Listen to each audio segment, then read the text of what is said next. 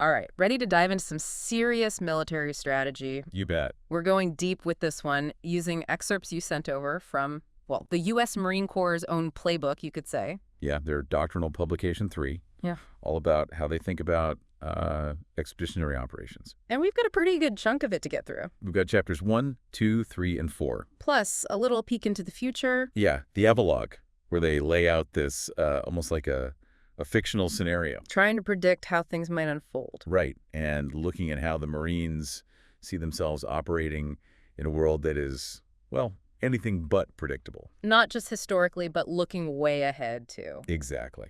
And speaking of unpredictable, they kick this whole thing off right off the bat with a quote from Machiavelli. Ooh, setting the mood. About how, like, shaking things up is always, like, the toughest move you can make, the riskiest. Makes sense. I mean, whenever you try to create a new order, there's always going to be pushback. And pushback is an understatement based on what the Marines are describing. Yeah.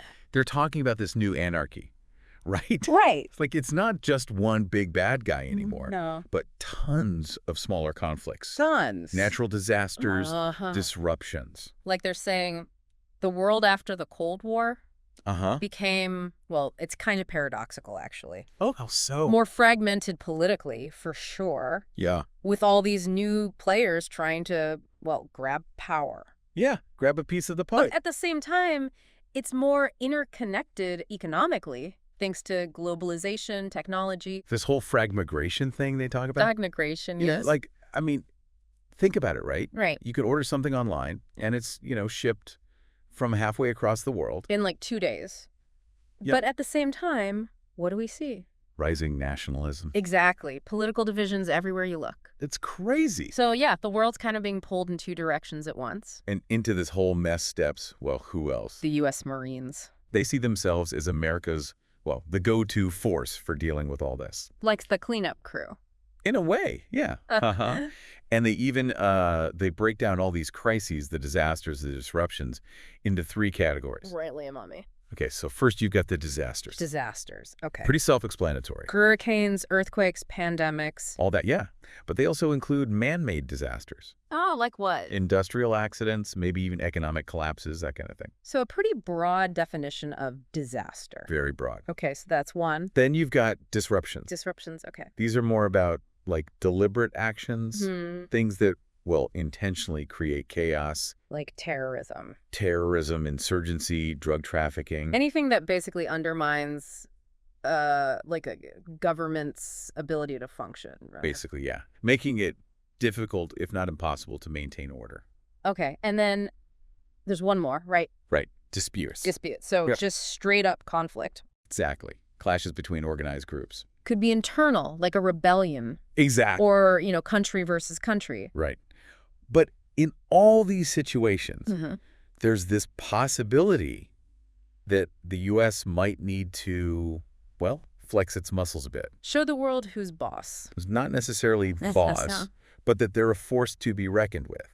And the Marines are basically saying, hey, we're the ones for the job. We're ready. Exactly. And they've certainly got the reputation for, well, being able to handle a lot of different missions. They do. But hold on, what makes a force expeditionary anyway? That's a good question. Is it just about, being able to deploy somewhere far away?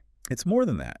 It's really more of a mindset, a culture of being ready to go at a moment's notice. Bags packed mentality. That's it. Bags packed, austere, minimal footprint. This isn't like your typical deployment where you've got like all the comforts of home. No. They're going in late, lean, ready to operate in, well, some pretty austere environments. That's the key. So they're kind of like that friend who's always up for an adventure. Uh-huh. Yeah. But instead of backpacking through Europe, they're, securing a beachhead or providing humanitarian aid in a disaster zone. Perfect analogy. And that's where their naval character comes into play. Ah, yes, the soldiers of the sea. Right. Always loved that. But how does being so tied to the Navy make them uniquely suited for all this expeditionary stuff? Well, it gives them strategic mobility for starters. Right. Being forward deployed on ships means, well, they're already close to potential trouble spots. They're already in the neighborhood, so to speak. Exactly, like they're constantly patrolling, ready to respond to whatever pops up. They even gave that example of the 22nd MEU, I think it was. Oh, yeah. Just hanging out off the coast of Liberia for 62 days. Just in case things went south. Talk about commitment. That's dedication. But strategic mobility is just one part of the equation, right? Wait, you also need a way to organize all these different missions. Makes sense. And for that, they've got this thing called the MGTF. The MAGTF sounds pretty intense. Marine Air Ground Task Force. Think of it like Legos, a modular force they can tailor for any mission, big or small. So they could create like a tiny, quick reaction force for something like an embassy evacuation. Exactly. Or, a massive force for a full-scale war. You got it. That modularity is absolutely key for being adaptable in this chaotic world they're describing. Building the right force for the right mission and being able to do it on the fly. That's pretty impressive. So they've got this mindset. They're mobile, thanks to the Navy. They can build these custom fighting forces with the MAGTF. What else makes them stand out from the other branches of the military? Well, their emphasis on austerity, for one. Austerity. They're all about minimizing their footprint, being as self-sufficient as possible. Why is that so important? It makes them less reliant on complex supply chains or vulnerable infrastructure, especially in these unpredictable environments they're often operating in. Speed, agility, and self-reliance are their watchwords. Interesting. But this doctrine isn't just about how the Marines see themselves right now, is it? They're also taking a look into the future. They are. The epilogue lays out this fictional scenario set in 2017-2018, and it's a wild ride. Now, this is where I think things get really interesting. What kind of future are they envisioning? Well, they imagine a war in West Africa. And it's not just your straightforward military conflict. Oh. It's got everything. Epidemics, tribal warfare, even a coup. It's this, powder keg of instability and violence. Wow, that sounds like something ripped straight from today's headlines. Right. And they were writing about this back in 1998. It's amazing how some of what they're describing seems to be playing out in the real world. Right. So to make things even more challenging, they've got the Marines fighting in these mega slums. The mega slums. Using cutting-edge tech like MV-22 Ospreys. And operating from ships offshore. This is a far cry from, those classic World War II beach landings. For sure. It's a whole new kind of warfare. So they're anticipating a future of urban warfare, rapid response, and leveraging technology to overcome those logistical challenges. Exactly. And what I find really fascinating is how many of the factors they describe in this fictional scenario are already playing out in the real world. Even though they were writing about it back then. Yeah, back in '98. Like they had a crystal ball or something. Maybe not a crystal ball, haha. Okay, so we've got this big picture view of expeditionary operations, why they matter, the mindset behind it all, and the Marine Corps' unique capabilities. But I'm ready to get into the nitty-gritty. You want to get down to the nuts and bolts of how these operations work. Yeah, let's dive into some of the specific concepts they outline for different types of missions. All right, let's do it. You want to get into the nuts and bolts.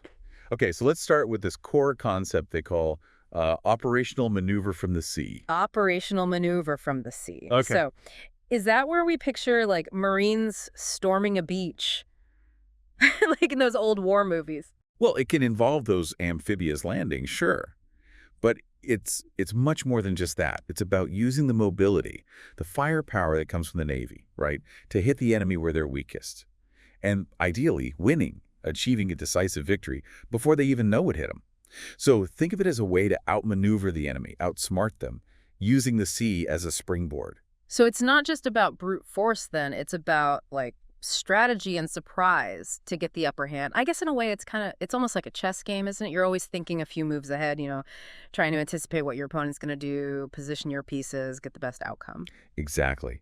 And the doctrine actually highlights how this maneuver warfare can be applied even in situations that don't involve direct combat. Oh, interesting. So think about humanitarian aid missions, disaster relief efforts, right? The principles of maneuverability, strategic positioning, those are still relevant. Interesting. I can see how this operational maneuver from the sea thing, how it could be useful in a lot of different situations. But can you give me a concrete example of how this has played out in the past? Absolutely. The invasion of the Mariana Islands during World War II. That's a classic example. Boy, the Marianas. It wasn't just about capturing those islands. It was about, their strategic significance. By taking the Marianas, the Allies, they could cut those Japanese supply lines, isolate key strongholds, and, of course, establish those air bases for bombing runs on mainland Japan. Yeah. So they use those islands as stepping stones to get closer to their ultimate objective. Ah, so it was a tactical victory, but with major operational, even strategic implications, all thanks to, well, the ability to move forces effectively, and of course the support of the Navy. Okay, that's pretty clever. All right, operational maneuver from the sea, check. But what about those times when the Marines need to, well, fight a more traditional land war? Of course, they have a plan for that. They call it sustained operations ashore. Sustained operations ashore. Okay, so I guess that means like digging in and fighting it out, right? It's more nuanced than just digging trenches and hunkering down, though. It's still about maneuver warfare, but the focus kind of shifts to integrating with a larger joint force, often under the command of another branch like the Army. So think of it as combining the Marines' expeditionary capabilities with the Army's ability to conduct large-scale land operations. So it's like working as part of a team then, but still bringing your own unique skill set to the table. Like maybe the Marines would be tasked with, I don't know, spearheading an offensive or securing a key objective, while the Army provides like the heavy firepower and logistical support. That's a great way to think about it, yeah. And even in those large-scale operations, they still stress the importance of maintaining their combined arms capability. They're not just infantry plugged into an Army formation. They bring their own air power, artillery, logistics, the whole 9 yards. So even though they might be working with the Army, they still have a lot of autonomy. Right. And flexibility, too. Exactly. That makes sense, I guess, given their focus on adaptability and self-reliance. Speaking of which, the doctrine actually uses Desert Storm as a case study for this sustained operations ashore concept, right? They do, yeah. They break down how the 1st Marine Expeditionary Force was initially tasked with creating a breach, right, for those Army units to exploit. But ultimately, they advocated for a more independent role. They wanted to leverage their maneuverability and strike capability, not just be used as a battering ram. And they got their wish, didn't they? That big flanking attack through Kuwait. A classic example of maneuver warfare. Totally. Outflanked those Iraqi defenses, cut off their retreat, and played, well, a key role in that coalition victory. They certainly did, yeah. It's a good example of how the Marines can adapt their tactics, those operational concepts, to, well, achieve success in different types of warfare. Okay, so we've covered high-intensity combat scenarios, both at sea and on land. But what about, those other-than-war missions? I was just thinking about that. Those peacekeeping operations, humanitarian aid, even what do they call the non-combatant evacuations? It seems like those types of missions, well, they're becoming more and more common these days. Do the Marines, do they have any specific strategies for those? Of course they do. They refer to them as military operations other than war. Military operations other than war. I gotta say, that name is not quite as catchy as operational maneuver from the sea, but I guess well, at least it's clear and to the point. It is. But while the name might not have that certain flair, these missions are often even more complex than traditional combat operations. You've got a point. When you're dealing with, I don't know, a wider range of actors, often with unclear objectives, and you might be restricted in how much force you can use, things can get really tricky really fast. They can. And you always have to be thinking about that political context, right? Absolutely. How your actions are perceived by the local population, other countries. It's a delicate balancing act. It is. You have to be a diplomat, a negotiator, a humanitarian aid worker, and a soldier all rolled into one. And you're constantly walking a tightrope, trying to achieve your mission objectives without, well, escalating the situation. Yeah. So is there an example of this in the doctrine? They use the example of the 1991 evacuation of the U.S. Embassy in Mogadishu, Somalia. Operation Eastern Exit. You know it. It reminds me of that movie Black Hawk Down, which, granted, that took place a few years later, but still paints a pretty vivid picture of, the kind of chaotic environment the Marines were operating in back then. Exactly. Somalia was in the middle of a brutal civil war, and the situation was, well, it was deteriorating rapidly. The U.S. ambassador called for an evacuation of the embassy, and the Marines were, well, the closest available force. So they had to, scramble a team, get them in and out as quickly and safely as possible. Exactly. They put together a small task force, a few hundred Marines with helicopters, sailed from the Persian Gulf to Mogadishu, secured the embassy, flew everyone out under the cover of darkness, and got out of there before things got even worse. That sounds like something out of an action movie. A daring rescue mission right in the middle of a war zone. It must have been, well, incredibly tense. It was. But they pulled it off flawlessly. A textbook example of a non-combatant evacuation operation. And it demonstrates that flexibility, the rapid response capabilities that are essential for these expeditionary operations, they can go from fighting a major war to conducting a delicate evacuation mission and do it with remarkable speed and efficiency. That's incredible. So we've talked about maneuver warfare, combined operations, and even those other than war missions. It's clear that the Marines, they're prepared for a lot of different situations, but there's one piece of the puzzle we haven't talked about yet, and I'm really curious about it. Maritime prepositioning forces. Ah, yes, the MPFs.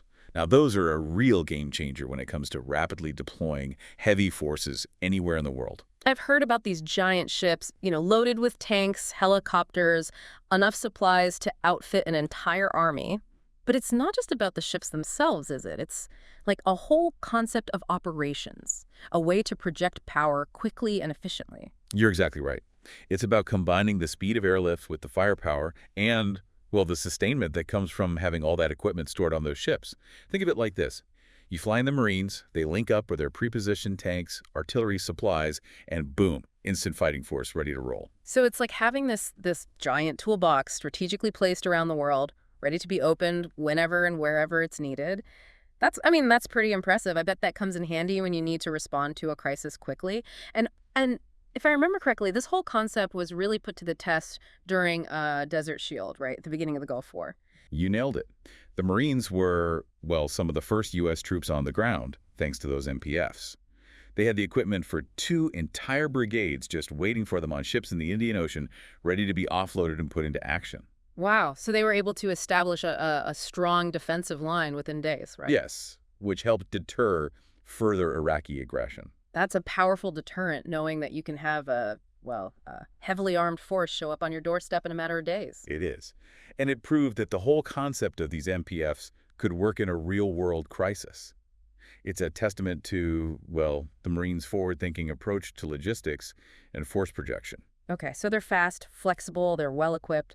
What's the downside? There's got to be a downside. Well, no system is perfect, Yeah. and MPFs do have some limitations. First, they need a secure port to offload all that equipment. Which might not always be available, especially if you're, trying to conduct what do they call it, a forcible entry operation, where you basically have to fight your way in. Exactly. And second, they're not as tailored as, say, a MAGTF. You're essentially getting a preset package of equipment. It might not be the perfect fit for every situation. So it's a trade-off then, right, between speed and flexibility. Sometimes you need to get boots on the ground quickly with whatever you have available, and sometimes you need a more customized force that can be tailored to the mission. You got it.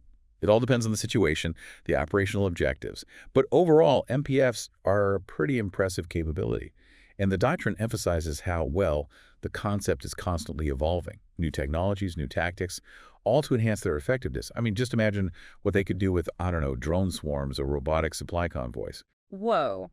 That's mind-blowing. Okay, so we've covered a lot of ground here. We've talked about this broad concept of expeditionary operations, the tactics and strategies, their ability to adapt to different types of missions and environments. But before we move on, I want to revisit that fictional scenario they laid out in the epilogue, Operation Littoral Chaos. It feels like there's a lot more to unpack there, especially in light of everything we've just discussed. I completely agree. It's not just about the military operations themselves. It's about, well, understanding the context, the complex interplay of all these factors that can drive conflict in the first place. Yeah, so let's do it. Let's dive into what they got right, what they might have missed, and what it all means for understanding the world we live in today. Let's do it. Okay, so let's unpack this Operation Littoral Chaos, this scenario they've got. They've cooked up this whole fictional war in West Africa. Which is, well, a region that's no stranger to turmoil, unfortunately, even in the real world. Yeah, and what's striking is they wrote this back in '98. Long before, well, think about the conflicts we've seen. Oh, yeah. Places like Mali, Yeah. the rise of groups like Boko Haram. It's almost eerie how prescient some of their predictions seem to be. Yeah. So what did they get right? What themes from this whole fictional thing are we seeing play out, in the headlines today? Well, one thing they really nailed, I think, is the fragility of these states. Uh-huh. They depicted these West African nations, collapsing Mm-hmm. under the weight of poverty, disease, tribalism, all these factors that can erode a country's ability to, well, govern effectively. And we've seen this happen, right? Not just in Africa, but in other parts of the world, too. Sure. When governments are weak, corrupt, it creates this vacuum. That's often filled by, well, militias, Criminal organizations. extremist groups. All the bad actors. Yeah, basically. And that's exactly what happens in their scenario. This whole power vacuum leads to a regional war, multiple factions fighting for control. It's a tangled mess, right? Oh, yeah. Alliances. Betrayals. Civilians caught in the crossfire. It's a sobering reminder that conflict is, well, it's rarely neat and tidy. It's often messy, chaotic, with all these actors pursuing their own agendas. Yeah. And when you throw in those factors, poverty, disease, ethnic tensions, it becomes even harder to find a lasting solution. For sure. And another thing they highlighted, I think, which is even more relevant today, is the role of those, what do they call them? Non-state actors. Yeah, the non-state They've actors. got these tribal militias, a coup launched by a rebel group. It's this reminder that it's not just nation states fighting each other anymore. Yeah, the lines are blurred. Right. Totally blurred. In modern warfare, you've got governments, insurgents, criminal organizations. You've got private military companies, all these groups operating in the same space. Sometimes they're cooperating, sometimes they're clashing. I mean, it makes you wonder, how do you even define victory in that kind of environment? That's a great question. And it's one that, well, military planners are grappling with all the time. When the enemy isn't this, clearly defined nation state with a traditional military structure, it becomes much harder to determine what success looks like. Yeah, totally. Okay, so they were spot on about the political landscape, Right. the rise of these non-state actors. Mm-hmm. What about the military side of things? Well, the fighting. Yeah, did they accurately predict how, future conflicts would be fought? They envisioned the Marines fighting in these sprawling mega slums, right? Relying heavily on air power, advanced technology. To overcome, the challenges of urban warfare. Makes sense, right? Yeah, I mean, that dense urban terrain, that's got to be a nightmare for those traditional military tactics. Trying to maneuver tanks, heavy artillery in those tight spaces. I mean, the risk of being ambushed or getting caught in the crossfire. Yeah, urban warfare, it levels the playing field in a lot of ways. Yeah. Gives an advantage to the defender who can use that terrain for cover, concealment. It limits the use of, heavy weapons because of the potential for collateral damage. It's a different kind of fight than, think about World War II. Completely different. So how did they adapt to these challenges in this scenario? Well, they use a combination of things: maneuverability, technology, firepower. Mm-hmm. They were using those MV-22 Ospreys, right, to quickly insert and extract troops. Right. Operating from ships offshore to maintain flexibility. Sorry. And they were relying on precision strikes to, try to minimize those civilian casualties. So they're taking a page from their own playbook, huh? Yeah. Using those concepts like operational maneuver from the sea and, sustained operations ashore. Yeah. To adapt to this new kind of urban battlefield. Huh. But they were also facing this humanitarian crisis too, right? I remember reading about a massive epidemic that was sweeping through the region. Oh yeah, that was a major element of the scenario. Yeah. And it adds another layer of complexity to the mission because now the Marines aren't just fighting an enemy. Right. They're also trying to contain a disease outbreak. Provide aid to refugees.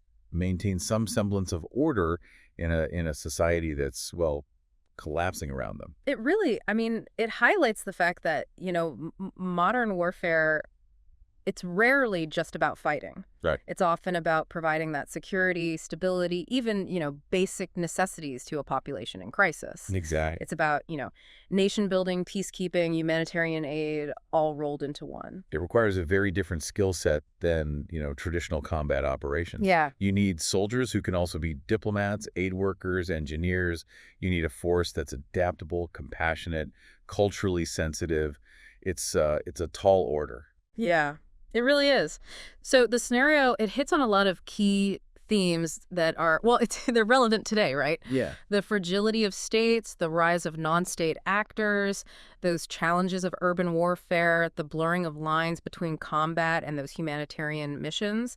It's a pretty comprehensive picture, even though it was written, what, almost 30 years ago? It really is, yeah. But are there any areas where their predictions where they kind of fell short? Well, one thing is they did focus very heavily on those military aspects of the conflict. Uh-huh. They didn't really delve too deeply into the economic drivers. Yeah. The role of outside powers or, the impact of globalization on the region. Which, I mean, to be fair, this is a military Yeah. document. It's not like a treatise on international relations or globalization.